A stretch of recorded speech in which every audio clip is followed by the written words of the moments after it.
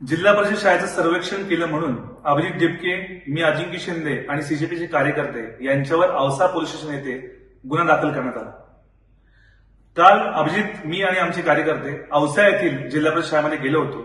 त्या ठिकाणी गांजा पिला जात होता, शाळेच्या आवारामध्ये दारू पिली जात होती, त्या ठिकाणी शौचालयाची व्यवस्था नव्हती, मिड डे मील ज्या किचनमध्ये बनतं ते किचन बंद होतं, तिथलं धान्य, भात, डाळी याच्यामध्ये किडे होते, तिथे बेंच नव्हते, लाईटची व्यवस्था नव्हती, तिथे पाण्याची व्यवस्था नव्हती, पूर्णपणे अस्वच्छता होती आणि सगळ्यात धक्कादायक बाब म्हणजे शाळेचा विद्यार्थी पण वाढवून दाखवावा यासाठी बाजूच्या इंग्लिश स्कूलमध्ये विद्यार्थी त्या ठिकाणी आणून बसवले होते।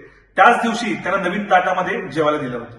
तर शाळेचं वास्तव जगासमोर आणणं हा जर गुन्हा असेल तर असे 1000 गुन्हे घ्यायला आम्ही तयार आहोत। पण प्रशासनाला आमचं आव्हान आहे की जोपर्यंत ग्रामीण भागातील जिल्हा परिषद शाळा ठीक होत नाहीत आणि आमच्या गरीब विद्यार्थ्यांना त्यांचा मूलभूत अधिकार मिळत नाही तोपर्यंत सीजीपी आपला लढा कायम